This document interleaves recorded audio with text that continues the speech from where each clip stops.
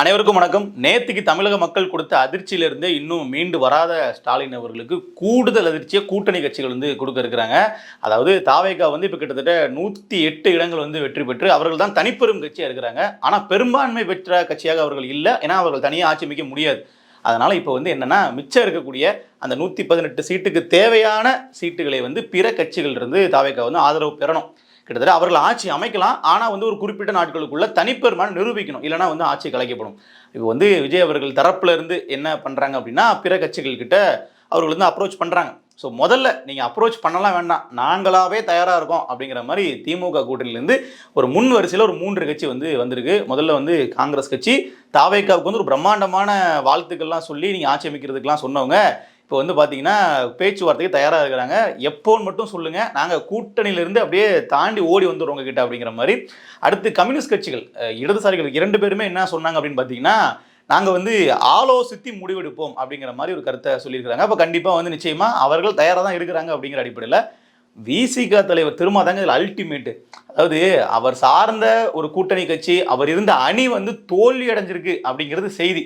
ஆனால் ஒரு முகத்தில் ஒரு புன்முறுவரோட அவருடைய சந்தோஷத்துக்கு அளவே இல்லை. அவர் என்ன சொல்கிறார் அப்படின்னா, நாங்கள் விரும்பிய மாதிரி முடிவு வந்திருக்கு.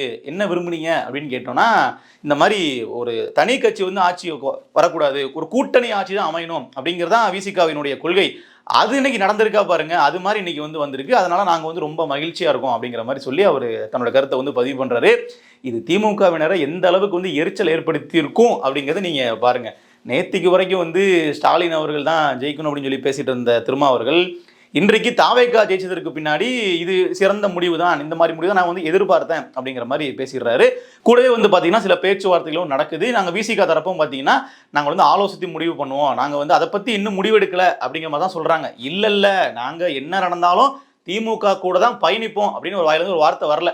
நீங்கள் நல்லா கவனித்து பார்த்தீங்கன்னா, கடந்த திமுக ஆட்சியில் ஸ்டாலின் அவர்கள் இப்போ விசிகாவுக்கு என்ன தான் அழுத்தம் கொடுத்தாலும் குறைவான சீட்டுகளில் நீங்கள் போட்டிடணும்னு சொல்லி கூட்டணி பேரத்தில் பல சிக்கல்களை ஏற்படுத்தினாலும் எதற்குமே திருமாவர்கள் வாயிலிருந்து நாங்கள் இந்த கூட்டணியை விட்டு வெளியே போகிற மாதிரி ஒரு பேச்சுவார்த்தை எடுக்கவே இல்லை. என்ன ஆனாலும் சரி நாங்கள் திமுக கூட்டணின்னு சொல்லி பேசிகிட்டு இருந்த திருமாவர்கள், விசிகாவினுடைய தலைவர் திருமாவர்கள் இன்று என்ன சொல்கிறார் அப்படின்னா, இன்னும் நாங்கள் பேசி முடிவெடுக்கலன்ற மாதிரி சொல்கிறார். அப்போ கண்டிப்பாக நிச்சயமாக திமுகவுடன் தான் நாங்கள் இருப்போம் அப்படின்னு ஸ்டாண்டாக அவர் எடுக்க போகிறது கிடையாது. இதில் நம்ம வழக்கத்திற்கு மாறாக ஒரு ட்விஸ்ட் மேலே ட்விஸ்ட்டாக என்ன நடந்துச்சு அப்படின்னு பார்த்தீங்கன்னா, தேமுதிகவினுடைய தலைவர் பிரேமலதா அவர்கள் நாங்கள் திமுக விட்டு போக மாட்டோம்னு சொல்லிட்டாங்க. அதுதான் நம்மளால் இன்னும் அந்த ஆச்சரியத்துலேருந்து வெளியே வர முடியல. காரணம் என்னென்னா, இப்படி ஒரு பிரச்சனை நடக்கும்போது விஜய்க்கு பெரும்பான்மை தேவைப்படுது, ஒரு சீட்டும் முக்கியம். அப்போ கண்டிப்பாக பிற சிறிய கட்சிகள்லாம் தாவேகா பக்கம் வருவாங்கன்னு சொன்ன உடனே அந்த லிஸ்ட்டில் எல்லாராலும் கருதப்பட்ட நபர் யார் அப்படின்னு பார்த்தீங்கன்னா பிரேமலதா அவர்கள் தான். இவர்கள் தான் இந்த மாதிரி அணி மாறுறதுல அசால்ட்டாக பண்ணுவாங்க அப்படின்னு சொல்லிட்டு. ஆனால் அவர் என்ன சொல்லிட்டாங்கன்னா, இல்லை விஜய் எங்கள் வீட்டு பிள்ளை தான், எங்கள் வீட்டில் சாப்பிடலாம் செஞ்சுருக்காரு, ஆனால் அதுக்காகலாம் நாங்கள் விஜய் கூட போக மாட்டோம், நாங்கள் மதச்சார்பற்ற முற்போக்கு கூட்டணியில் தான் இடம்பெறோம், நாங்கள் திமுக கூட்டணியில் தான் இருப்போம்னு சொல்லி அவர்கள் ஆணித்தரமாக சொல்லிடுறாங்க. இப்படி தான் நேற்றுடைய ஸ்டேட்மெண்ட் இருக்குது. ஆனால் இனி அடுத்தடுத்த கட்டம் இப்படி மாறுன்றது நமக்கு தெரியல. ஸோ இப்போ வரைக்கும் பார்த்தீங்கன்னா காங்கிரஸ் கட்சி, 2 கம்யூனிஸ்ட் கட்சிகள், அதுக்கப்புறம் விசிகா, இவங்க எல்லாருமே அப்படியே கிரீன் ஃபிளாக் தான். நிச்சயமாக டிவிக்கு கூட போகிறதுக்கான வாய்ப்புகள் தான் இருக்குது. இது ஸ்டாலின் அவர்கள் எப்படி எடுத்துப்பார் அப்படிங்கிற ஒரு விஷயம் இருக்கு இல்லையா. இன்றைக்கு எந்த மாநில முதலமைச்சரும் சந்திக்காத ஒரு தோல்வியை ஸ்டாலின் சந்திச்சிருக்கிறார். வெளியிருந்து பார்க்கறதுக்கு அவர்கள் ஒன்றும் எதிர்கட்சியாக கூட இல்லாமல் போகலையே. எதிர்கட்சியாக இருக்கிறாங்களேன்ற கேள்வி வரலாம். எதிர்கட்சியாக இருக்கிறாங்க, ஆனால் சட்டமன்றத்துக்கு ஸ்டாலின் அவர்கள் போவாரா? எதிர்கட்சி தலைவராக சட்டமன்றம் ஸ்டாலின் செல்ல முடியுமான்னு கேட்டிங்கன்னா இல்லை. அதாவது அவர் இத்தனை நாளாக தன்னுடைய சொந்த தொகுதின்னு சொல்லி கொண்டாடி கொண்டிருந்த கொளத்தூர்லேயே அவரை தோக்கடிச்சிருக்கிறாங்க. அப்படிங்கும்போது அது எவ்வளோ பெரிய வீழ்ச்சி அப்படிங்கிறத நம்மளால் பார்க்க முடியுதோ. ஸோ இப்படியான ஒரு தோல்வியை தமிழக மக்கள் தங்களுக்கு பரிசாக கொடுப்பாங்கன்னு திமுக காரங்க கனவுல நினச்சி பார்த்துருக்க மாட்டாங்க. அப்படிப்பட்ட ஒரு தோல்வி.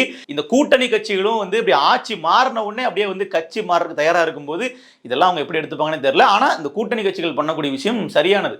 நீங்கள் நல்லா பார்த்தீங்கன்னா தேர்தலுக்கு ஒரு 2 மாதங்கள் முன்னாடி சீட்டு பங்கீடு குறித்து பேச்சுவார்த்தை நடத்தும் போதெல்லாம் ஒவ்வொரு கட்சி கூடயும் பிரச்சனை. காங்கிரஸ் கட்சி கூட பிரச்சனை, விசிகாவோட பிரச்சனை, கம்யூனிஸ்ட் கட்சிகளோட பிரச்சனை. எல்லாருமே அதிகப்படியான சீட்டுகள் கேட்டோம். இல்லை நான் இவ்வளோ சீட்டு தான் கொடுப்பேன்னு சொல்லி அவர்களினுடைய வெறுப்பையும் சேர்த்து திமுக சம்பாதிச்சுக்கிச்சு. நீங்கள் நல்லா பார்த்தீங்கன்னா மக்களினுடைய அதிருப்தி தான் இதுக்கு ஒரு பெரிய காரணம். மக்கள் வந்து திமுக மீது கொண்ட அந்த எதிர் மனப்பான்மை தான் இவ்வளவு பெரிய ஆட்சி மாற்றத்தையே ஏற்படுத்தியிருக்கு.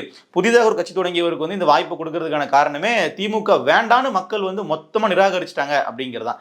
அப்போது அவ்வளோ பெரிய எதிர்ப்பு வெளியே இருக்குது, கட்சிக்குள்ளேயும் உட்கட்சி பிரச்சனை இருக்குது. இப்படி பல ஃபேக்டர்கள் தான் இன்னைக்கு திமுகவினுடைய இவ்வளோ பெரிய வீழ்ச்சிக்கு வந்து காரணம். அப்போ இந்த அடிப்படையில் கூட்டணி கட்சிகளும் இப்போ என்ன பண்ணுறாங்கன்னா அப்படியே ஒருத்தங்களா அப்படியே கை விட்டு போகிறாங்க. திருப்பி இது மாதிரியான ஒரு கூட்டணியை திமுகவால் ஒருங்கிணைக்கவே முடியாது, ஒருங்கிணைவே மாட்டாங்க சொல்லப்போனால். இதில் காங்கிரஸ் கட்சி தான் ஹைலைட். ஏன்னா கிட்டத்தட்ட கூட்டணி பேச்சுவார்த்தை நடத்தி முடிவு பண்ணுறதுக்கு முன்னாடியே எப்படியாவது விஜய் கூட போயிடலான்னு சொல்லி ரொம்ப ஆசைப்பட்டவர் ராகுல் காந்தி அவர்கள் தான். ஆனால் ஸ்டாலின் அவர்கள் தான் சோனியா காந்தி அவர்கள் வரைக்கும் பேசி, மல்லிகார்ஜுன கார்கே அவர்கள்ட்ட பேசி எப்படியாச்சும் கூட்டணிக்கு வந்திருக்கேன், நாம தான் வெற்றி பெற போகிறோம் அவர்கள் நம்ப வச்சு கடைசியில் வந்து அவர்களை வந்து 5 சீட்டுக்கு வந்து உட்கார வச்சுட்டாங்க. 28 இடங்களில் போட்டியிட்ட காங்கிரஸ் வெற்றி பெற்றது 5 இடங்களில். விசிகா வந்து இன்னொரு மிராக்கிள் என்ன ஆகுனா 8 இடங்களில் போட்டிட்டு 2 இடங்களில் தான் வெற்றி பெற்றிருக்காங்க. அந்த வெற்றி பெற்ற 2 இடங்களில் கூட அவருக்கு ஒரு பெரிய வருத்தமே இல்லை. நீங்கள் பார்த்தீங்கன்னா திருமாவர்கள் கொடுக்கக்கூடிய பேட்டிகள்லாம் அப்படியே ஒரு சிரிப்போடு தான் வந்து பேட்டி கொடுக்குறாரு. அப்படி ஒரு புன்னகை வர்றதுக்கான காரணம் என்ன அப்படின்னு நம்ம பார்த்தோம்னா, இங்கே வந்து நான் நினச்சி நடந்துருச்சு பாரு அப்படிங்கிற விஷயம் தான். ஏன்னா நீங்கள் நல்லா பார்த்தீங்கன்னா திருமாவர்கள் காட்டுமன்னார் கோவிலில் தன்னையே வேட்பாளராக அறிவித்து கொண்டார். இதனால் அவருக்கு அப்போவே தெரியும் இப்படி ஒரு சிக்கலில் வந்து நிற்கும், இங்கே வந்து தனிப்பெரும்பான்மை யாருக்கும் கிடைக்காத ஒரு சூழல் ஏற்படும் அப்படிங்கிறத முன்கூட்டியே கணித்த ஒரு அரசியல் ஞானிதான் திருமா. ஆனால் இது திமுகவுக்கு கோபத்தை ஏற்படுத்த ஸ்டாலின் அவர்களே வந்து பார்த்தீங்கன்னா என்ன பண்ணிட்டாரு, மறைமுகமாக அழுத்தம் கொடுத்து திருமாவர்களை காட்டுமன்னார் கோவிலிருந்து நீங்கள் வேட்பாளராக நிற்காதீங்க, நீங்கள் வேட்பாளராக நின்னீங்கன்னா அப்போ மறுபடியும் சிதம்பரம் தொகுதியில் நாங்கள் யாராவது திருப்பி நீங்கள் உங்களுக்கு யாருக்கு வாய்ப்பு கொடுக்குறது, மறுபடியும் நீங்கள் விசிகா சார்பாக நின்னீங்கன்னா உங்களை ஜெயிக்க வைக்க நாங்கள் வேலை பார்க்கணுமா அப்படி இப்படின்னு எக்கச்சக்கமான விஷயங்கள் உள்ள பேசுவார்த்தை போச்சு. அதனுடைய முடிவாக தான் அவர் வந்து பின்வாங்கினார். ஒரு கட்சியினுடைய தலைவராலேயே தான் எங்கே போட்டியிடணும் என்ன முடிவெடுக்கணும்னு முடிவு பண்ண முடியாத சூழலில் தான் திமுக விசிகா வச்சிருந்துச்சு. அப்போ இன்றைக்கு வந்து நான் தோத்தது 2வது, ஆனால் என்ன இவ்வளோ கட்டுப்படுத்தி வச்சிருந்தேன் நீங்கள் தோத்துட்டீங்க பார்த்தீங்களா அப்படிங்கிற விஷயம் திருமாவர்களுக்குள்ள மனசுக்குள்ளே இருக்குது. அதே மாதிரி இப்போ தாவேகா வந்து என்ன பண்ணுறாங்கன்னா அப்படி ஒரு சிகப்பு கம்பளம் விரிவிச்சு நீங்கள் எங்ககிட்ட வாங்க அப்படிங்கிற மாதிரி வரவேற்கிறாங்க. இந்த வரவேற்பு விசிகாவுக்கு இப்போ மட்டும் இல்லை, இதற்கு முன்னாடி வந்து கூட்டணி பேச்சுவார்த்தை தாவேகா ஆரம்ப கட்டத்தில் ஆரம்பிக்கும் போதே இருந்துச்சு.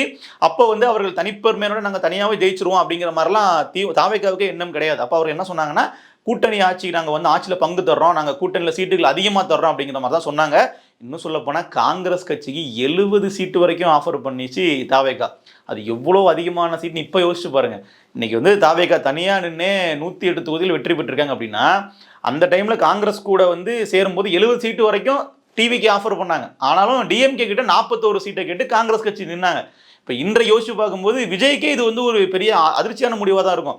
இவ்வளோ தூரம் தேர்தல் முடிவுகளை பார்க்கும்போது விஜய் அவர்களே ஷாக்காக தான் இருப்பார், தாவேகாவுக்கு இவ்வளோ மக்கள் ஆதரிப்பாங்களா அப்படின்னு சொல்லிட்டு. ஏன்னா தாவேகா தனியாக நின்றே இந்த அளவுக்கு தேர்தல் வெற்றிகளை குவிக்க முடியுன்ற விஷயம் விஜய் அவர்களுக்கு தெரிந்திருந்தால் கண்டிப்பாக அவர் வந்து காங்கிரஸ் கூட கூட்டணிக்கே போய் நின்றுக்க மாட்டார். ஆனால் களம் வந்து பார்த்தீங்கன்னா தாவேகாவுக்கு ரொம்ப சாதகமாக அமைஞ்சு கடைசியில் வந்து கிட்டத்தட்ட அவர்களே ஒரு பெரிய கட்சியாக உருவெடுத்துட்டாங்க.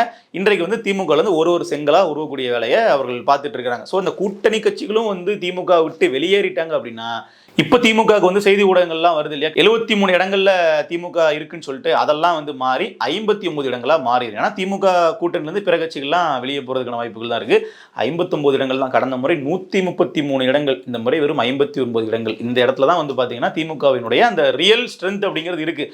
இதிலிருந்து இவர்கள் வந்து இவர்கள் தலைமையில் ஒரு அணி அமைச்சு இதே மாதிரி வந்து கூட்டணி அமைச்சு வெற்றி பெற்று அது ஒரு பிரம்மாண்டமான சக்தியை உருவெடுக்கிறதுக்கான வாய்ப்புகள்லாம் மிகவும் குறைவு.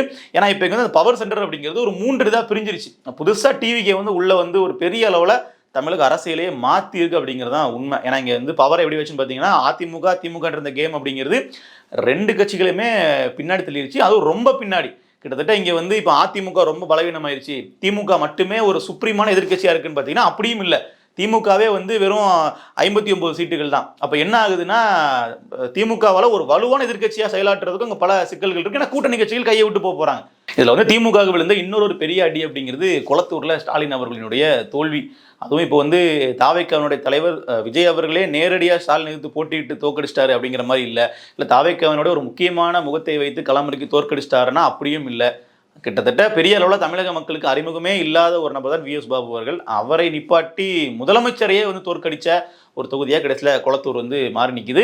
ஸோ அது ஒரு மிகப்பெரிய தோல்வி தான். அது நீங்கள் எந்த மாநில முதலமைச்சருமே தோற்கல. இது மாதிரி மேற்கு வங்கத்தில் மம்தா பானர்ஜி அவர்கள் வந்து ஆட்சி இழந்திருக்கிறாங்க. ஆனால் அவர்கள் வந்து தோக்கலை. அதே மாதிரி தான் கேரளாலையும் பினராயி விஜயன் வந்து அவருடைய கட்சி தோத்துருக்கலாம், ஆனால் அவர் வந்து தோக்கலை. ஆனால் இங்கே தமிழ்நாட்டில் மட்டும்தான் வந்து பார்த்தீங்கன்னா இவர் ஒரு ஆல் இண்டியா லீடராக வந்து டிஎம்கே ப்ரொஜெக்ட் பண்ணுறதுக்கு விரும்பிட்டு இருந்தாங்க. நீங்கள் நல்லா பார்த்தீங்கன்னா தெரியும், ஸ்டாலின் அவர்களை வந்து அடுத்த ஒரு பிஎம் அப்படிங்கிற ரேஞ்சுக்கு கொண்டு போகிறதுக்கு டிஎம்கே எல்லா வேலைகளையும் பார்த்தாங்க. 1 ட்ரில்லியன் பொருளாதாரம் கொண்ட மாநிலமாக தமிழ்நாட்டை வந்து ஸ்டாலின் அவர்கள் உயர்த்த போறாரு அப்படின்னு சொல்லி இவர்கள் ஒரு நரேட்டிவ் செட் பண்ணதாக இருக்கட்டும். கூடவே வந்து பார்த்தீங்கன்னா அடுத்த கட்டமாக இந்தியா கூட்டணிக்கு ஸ்டாலின் அவர்கள் தான் தலைமை ஏற்கணும்னு சொல்லி ஆல் இண்டியா லெவலில் அங்கங்கே ஒரு சில குரல்கள் வந்துச்சு. நல்லா கவனிச்சு பார்த்தீங்கன்னா எல்லாருமே வந்து ஸ்டாலின் அவருடைய பேரை முன்மொழிஞ்சாங்க. ஏன்னா யாருக்குமே ராகுல் காந்தி அவர்கள் பிரதமராக இருக்கிறது அவர்களுக்கு பிடிக்கல. அதாவது ஸ்டாலின் அவர்கள் ராகுல் காந்தி தான் பிரதமர் சொல்லி முன்மொழிவார். ஆனால் பிற இந்தியா கூட்டணியில் உள்ள மற்ற கட்சிகள்லாம் வந்து பார்த்தீங்கன்னா அதை விரும்பலை. அவர்கள் என்னன்னா ஸ்டாலின் அவர்கள் வரட்டும், ஏன்னா தமிழ்நாட்டில் ஒரு பெரிய அளவில் மெஜாரிட்டியில் ஆட்சி வச்சிருக்கிறாரு, மோடி அவர்களுக்கு எதிராக பல அரசியல் பண்ணுறாரு. அப்போ ஸ்டாலின் அவர்களின் பின்னால் நாம் வந்து திரண்டோம் அப்படின்னா கண்டிப்பாக நம்ம வந்து பிஜேபி வீழ்த்திடலான்னு சொல்லி ஆல் இண்டியா லெவலில் ஸ்கெட்ச் வேறு மாதிரி போட்டு வச்சுருந்தாங்க. இப்போ என்ன ஆச்சுன்னா அது அப்படியே மொத்தமாக தரமட்டம் ஆயிடுச்சு. எதிர்கட்சி வரிசையில் திமுக இருந்தாலும் அந்த தலைவராக சட்டமன்றத்திற்கு ஸ்டாலின் அவர்கள் செல்ல முடியாத நபராக வந்து ஆயிட்டாரு. இன்னொன்று ஏஜோ ஒரு முக்கியமான ஃபேக்டர். அடுத்த 5 ஆண்டுகள் கழிச்சு அடுத்து வரப்போகிற 5 ஆண்டுகள் தேர்தலில் ஸ்டாலின் அவர்கள் தீவிரமாக செயலாற்றுவாரா அப்படிங்கிறதும் ஒரு பெரிய கேள்விக்குறியாக இருக்கும். உதயநிதி அவர்களே சேப்பாக்கத்தில் வந்து தண்ணி குடிச்சு தான் ஜெயிச்சிருக்காரு. பெரிய அளவில் அப்படி உட்காந்துக்கிட்டுலாம் ஜெயிக்கல, அங்கேயும் வந்து முன்னிலை பின்னிலைன்னு மாறி மாறி இருந்து ஜெயிச்சிருக்காரு. அப்போ அவரும் வந்து பார்த்தீங்கன்னா ஒரு ஸ்ட்ராங்கான லீடர் அப்படிங்கிற மாதிரி இருக்க போகிறது கிடையாது. திமுகவில் சொல்லக்கூடிய வகையில் அமைச்சர்கள் யாருமே வந்து பெரிய அளவில் சுலபமாக ஜெயிக்கல. பிடிஆர் தோத்திருக்காரு, பெரிய கருப்பன் தோத்திருக்காரு, எல்லாருமே வந்து தோல்வி. அவர்கள் தோத்ததை விட வந்து யார்கிட்ட தோத்தாங்கன்றது முக்கியமான விஷயம். பெரிய அளவில் பின்புலம் இல்லாத வேட்பாளர்கள் கிட்ட முஸ்தபா கிட்ட தோத்துருக்காங்க. அப்புறம் ஒரு ஓட்டில் பெரிய கருப்பன் வந்து தோத்துருக்காரு. இப்படி சொல்லிக்கிட்டே போகலாம், பல விஷயங்கள் இருக்கு. அதனால இந்த ஒரு தாவேகாவினுடைய வெற்றியா இருக்கட்டும் திமுகவுக்கு ஒரு மிகப்பெரிய பாதிப்பை வந்து ஏற்படுத்தியிருக்கு. தேர்தல் முடிவுகள் அறிவிக்கிற வரையும் திமுக வந்து ஒரு இமேஜின் பண்ணி பார்க்க கூட முடியாத அளவிலான ஒரு தோல்விதான் இது. அதுலேயும் கூட்டணி கட்சிகள் இப்படி வரிசை கட்டி போவாங்க அப்படிங்கிறத எதிர்பார்த்திருக்க மாட்டாங்க. அதிமுக என்ன சொல்லிட்டாங்க அப்படின்னா நிச்சயமா வந்து அதிமுக தாவேகா கூட்டணி வைக்காதுங்கிறத சொல்லிட்டாங்க. அதிமுக கிட்டத்தட்ட வந்து பாத்தீங்கன்னா 47 இடங்கள் வந்து அவர்கள் கையில இருக்கு. ஆனாலும் அவர்கள் என்ன சொல்லிட்டாங்கன்னா கூட்டணி வந்து போக மாட்டோம் அப்படிங்கிறத அவர்கள் அறிவிச்சிட்டாங்க. அதனால வந்து வேறு சில கட்சிகளோட கூட்டணி தான் அவர்கள் எதிர்பார்ப்பாங்க இனிமேல்ட்டு. இது வரைக்கும் பிஜேபி தான் எங்களுடைய பிரதான எதிரின்னு சொல்லி அரசியல் செய்து கொண்டிருக்கக்கூடிய விசிகாவாக இருக்கட்டும், கம்யூனிஸ்டுகள், காங்கிரஸ், இவர்கள் எல்லாருமே விஜய் பின்னாடி போகிறதுக்கு எந்த தடையும் இல்லை. ஏன்னா அவரும் வந்து பேரளவில் பார்த்தீங்கன்னா பிஜேபியினுடைய எதிரி நாங்கள் தான் அப்படின்னு கட்டமைச்சு வச்சிருக்காப்புல. திமுகவுக்கும் நான் தான் எதிரி, பிஜேபிக்கும் நான் தான் எதிரிங்கிறத அவர் வந்து பேசும் பொழுது அந்த அரசியலோட இவர்கள் எல்லாருமே வந்து உடன்படுவாங்க. ரொம்ப சுலபமாக வந்து கூட்டணிக்கு போயிடுவாங்க. ஸ்டாலின் அவர்கள் வந்து தனித்து விடப்படுகிறார். திமுக வந்து பார்த்தீங்கன்னா அப்படியே நட்டாத்தில் வந்து நிற்க விட்டுட்டு போயிட்டாங்க அப்படின்னு நம்ம சொல்ல வேண்டியதாக இருக்குது. நீ அடுத்து வரப்போகிற காலங்களில் இதுவரைக்கும் பார்த்துட்டு இருந்த நரேட்டிவ், இதுவரைக்கும் பார்த்துட்டு இருந்த அரசியல் எல்லாமே வந்து ஒட்டுமொத்தமாக வேறு ட்ராக்ல போகுதுன்னு தான் பார்க்குறோம். இவருடைய ஆட்சி எப்படி இருக்குது, சரியான நடத்துகிறாங்களா அப்படிங்கிறது வேற. இந்த அரசியல் கட்சிகளினுடைய மாற்றம் எப்படி இருக்குன்றதை பார்க்குறது தான் விஷயம். ஒரே நாளில் வந்து பார்த்தீங்கன்னா ஸ்டாலின் தான் தளபதி, தமிழ்நாட்டை அவர் தான் காக்க வந்தாருன்னு பேசிகிட்டு இருந்த கூட்டணி கட்சிகள்லாம் அப்படியே வந்து நிறம் மாறி இப்போ வந்து இனிமேல் விஜய் அவர்களுடைய தலைமையை ஏற்று நாங்கள் வந்து தமிழ்நாட்டை வந்து தூக்கி நிறுத்த போகிறோம்னு சொல்லி பேச போகிறாங்க. இன்னும் பல கூத்துக்களை நாம் வந்து பார்க்க வேண்டியதாக இருக்குது. பொறுத்திருந்து விரிவாக பேசுவோம். நன்றி.